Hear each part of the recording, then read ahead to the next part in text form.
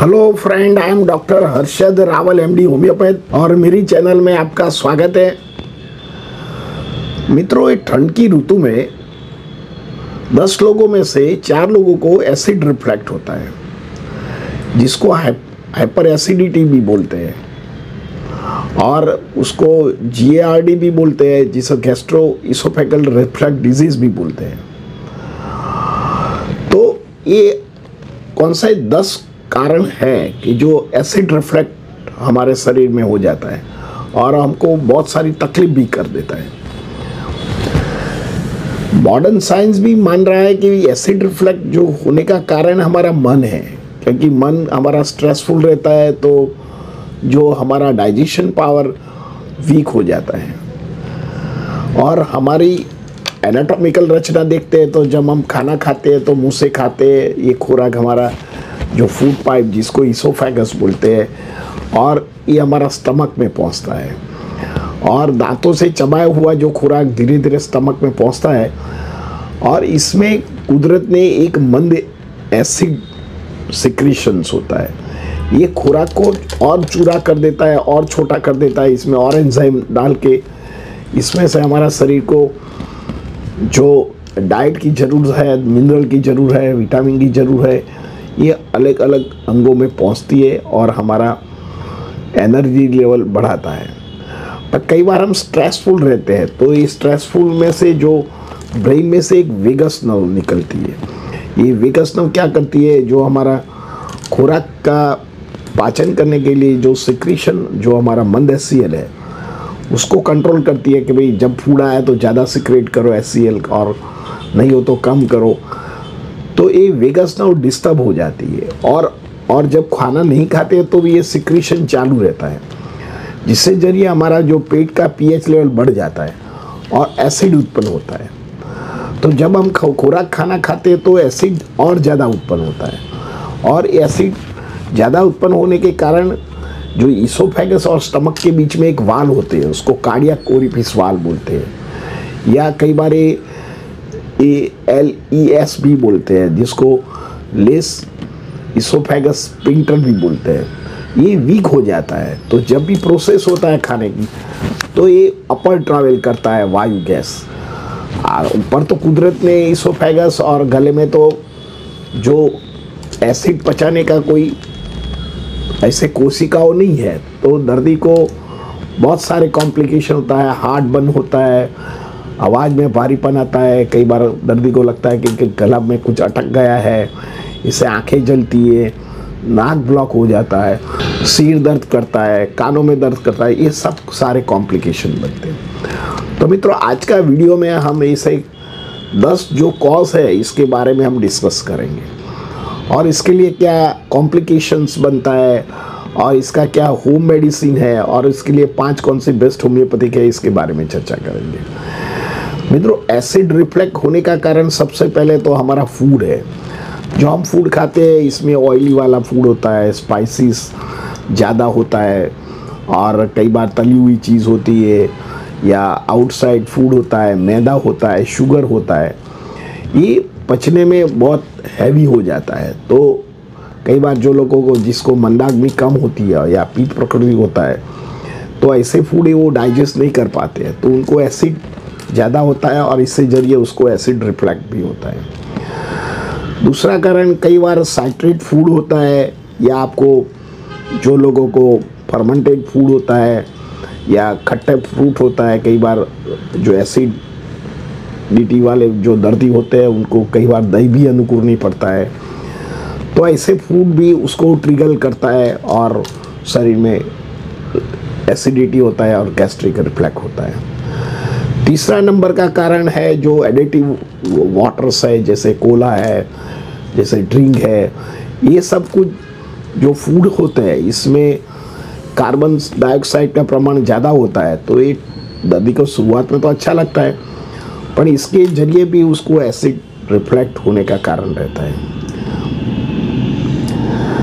कई बार दर्दी को ज़्यादा अल्कोहल या स्मोकिंग करता है या गुटखा खाता है, उन लोगों को भी एसिड रिफ्लेक्ट का कारण होता है। इसके जरिए उनको ये हैबिट्स पड़ गई है, क्योंकि ये गुटखा या टोबैको खाने से थोड़ा तो टेम्पररी रहता है, दर्दी को आराम मिलता है, पर फिर से और बढ़ जाता है। तो ये बार बार तंबाकू या बार बार सुपारी वाला तंबाकू लेने की इच्छा रहती है। फिफ्थ कारण है कई बार मोटापा हो और लैक ऑफ एक्सरसाइज हो, इसके जरिए भी दर्दी को ये एसिड रिफ्लेक्ट होने का कारण बन सकता है। 6 नंबर का कारण है दर्दी कई बार ओवर ड्रगिंग होता है, कई बार एस्पिरिन ज़्यादा लेता है या बुरफिन टाइप ऑफ जो दवा होती है, या कोई पेन किलर टाइप हो, या बीटा ब्लॉकर दवा होती है, या कोई ब्लड प्रेशर की दवा, या डायबिटीज़ या थायराइड या कोलेस्ट्रॉल की दवा लेते हैं। इससे भी दर्दी को एसिड रिफ्लेक्ट होता है। कई बार किडनी रिलेटेड डिजीज़ होता है, या प्रेगनेंसी में या कोई कैंसरस जन्य होता है, तो इससे भी दर्दी को नौशिया, वॉमिटिंग और हाइपर एसिडिटी का प्रॉब्लम रहता है। तो ये भी कारण हो सकता है। कई बार दर्दी ज़्यादातर स्लीप नहीं लेता, 8 घंटा सोना चाहिए, वो प्रॉपरली सो नहीं पाता है।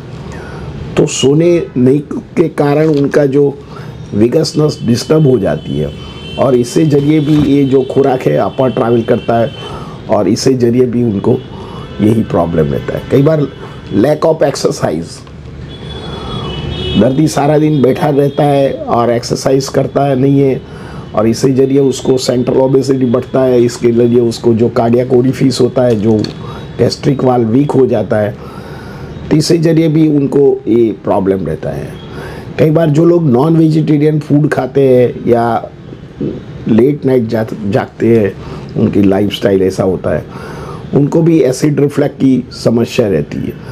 तो ये सब मोटा मोटी ये जो कॉज है, ये सब एसिड रिफ्लेक्ट के कारण हो सकती है। तो इससे क्या दर्दी को होता है, दर्दी को कई बार छाती में पेन होता है, पेट में पेन होता है, कई बार छाती में जलन भी होता है, गले में खराश हो जाती है, आवाज़ भारेपन हो जाता है, और कई बार तो आवाज़ निकलता नहीं है, आवाज़ को बार बार साफ करना पड़ता है गला। कई बार तो गैस्ट्रिक रिफ्लक्स के कारण दर्दी को खांसी, सर्दी, जुकाम भी रहता है। ये जो ट्रैवल अप करता है तो ये कई बार नाक में भी उसको रुकावट आता है, सांस लेने में तकलीफ रहता है, दर्दी को आँखों में जलन होता है, हेडेक होता है, माइग्रेन टाइप ऑफ हेडेक होता है। और मोटा मोटी जो माइग्रेन टाइप ऑफ हेडेक होता है, ये गैस्ट्रिक रिफ्लक्स का कारण है, जिसको LPR बोलते हैं। LPR मीन्स लैरिंगोफेरेंजियल रिफ्लक्स के कारण आवाज़ में भी भारी आता है, और गला भी ड्राइनेस होता है, और कई बार दर्दी को हेडेक भी होता है, और आँखों में भी जलन होता है। इसका सेकेंडरी कारण नहीं सुनाई देना, या कान में रस्सी आ जाना, या कान में आवाज़ आना, वर्टिगो हो जाना, ये सब कुछ गैस्ट्रिक रिफ्लक्स के कारण है। तो ये गैस्ट्रिक रिफ्लक्स को मिटाना ज़रूरी है। और इसमें ऐसा बोला जाता है कि हमारी जो प्रकृति होता है वायु की, ये नीचे निकलना चाहिए, नीचे फाट होना चाहिए, नीचे फ्लैटुलेंट होना चाहिए।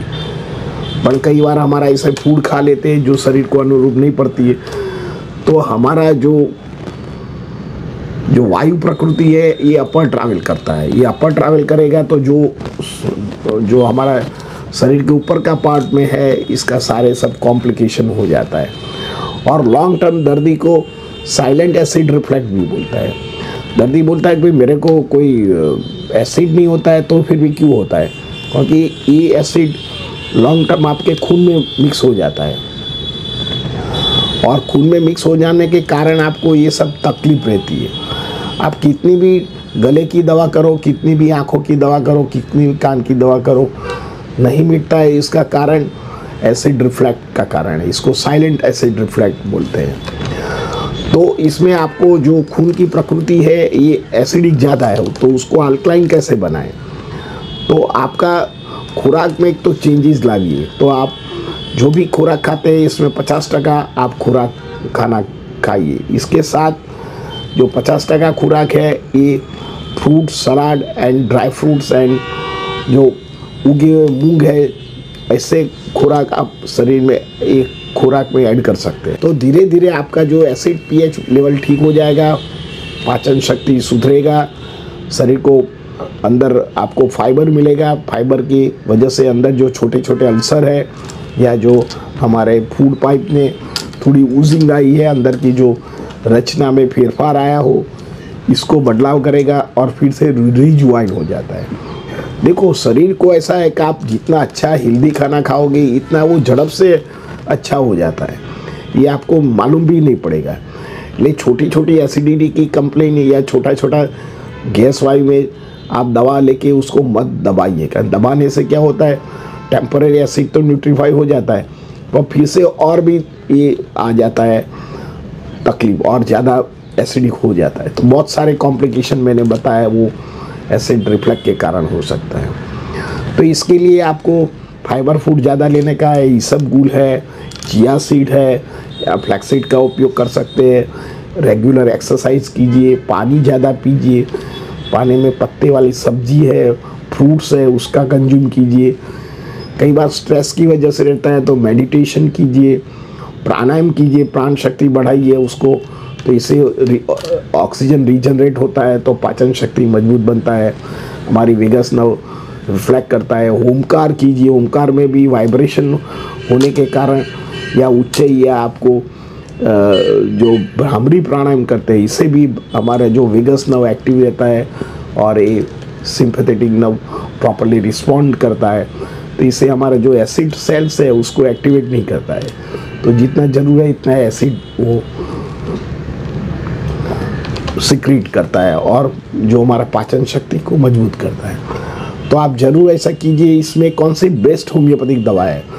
होम्योपैथिक में आप सबसे पहले कार्बोवेज, सेकंड नंबर आप pulsatilla, third number china, fourth number की जो दवा है ये lycopodium, nux vomica, natrum phos, ferrum phos, iris versicolor, ignatia and pulsatilla का उपयोग कर सकते हैं। ये जो पोटेंसी है आपको 30 पोटेंसी लेने का है। इसके साथ आप योगा कीजिए, प्राणायाम कीजिए, जो मैंने बताया वो फ्रूट आप एंडोस कीजिए, हफ्ते में एक बार उपवास कीजिए, हर रोज 3 से 4 लीटर पानी पीजिए और मन को शांत रखते हैं तो जो आपको एसिड रिफ्लक्स की समस्या ये ज़्यादातर हद से बिना दवा से ठीक हो जाएगी। और आप बिना दवा से ठीक करोगे तो शरीर इतना झड़प से आपको हेल्दी हो जाएगा और आपको जो एसिड की समस्या है ये जड़ से मिट जाएगा। मित्रों, मेरा ये वीडियो आपको कैसा लगा? अच्छा लगता है तो लाइक कर दीजिए, शेयर कर दीजिए। धन्यवाद। Thank you very much.